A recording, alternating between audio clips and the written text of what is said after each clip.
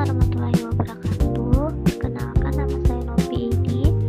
Di video kali ini saya akan menjelaskan tentang artikulasi logika pemrograman. Yang pertama, kita harus mengetahui apa sih logika pemrograman, yaitu cara berpikir sistematis dan terstruktur untuk menyelesaikan suatu masalah menggunakan langkah-langkah yang dapat diproses oleh komputer. Secara sederhananya, logika pemrograman ini aturan berpikir untuk membuat program yang benar dan teratur.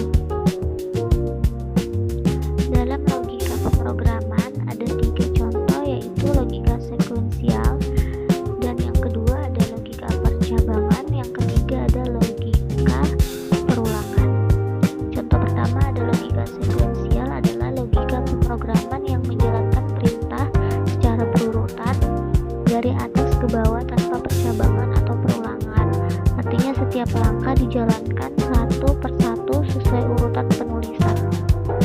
Kemudian ciri-ciri logika sekuensial: perintah dijalankan berurutan, kedua tidak menggunakan kondisi if, tiga tidak menggunakan perulangan atau loop, alurnya sederhana dan linear. Ini ada contoh langkah sederhana dalam algoritma menghitung total pembayaran. Contohnya ada mulai, input jumlah KWH, input tarif per KWH, hitung total bayar, jumlah per KWH dikali tarif per KWH, tampilkan total bayar, kemudian selesai.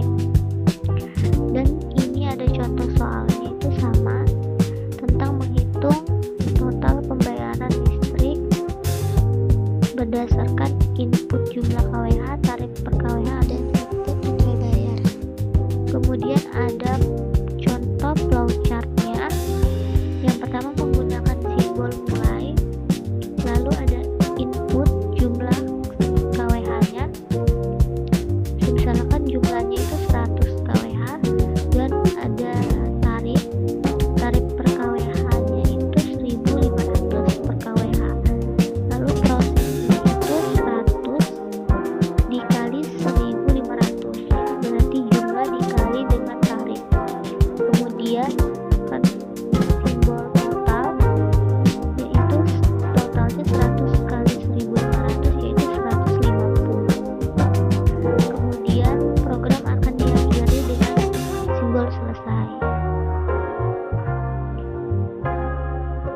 Lalu yang kedua ada logika percabangan, yaitu program yang digunakan untuk mengambil keputusan berdasarkan suatu kondisi tertentu. Artinya program akan memilih satu aksi dari beberapa kemungkinan tergantung pada hasil pengecekan kondisi.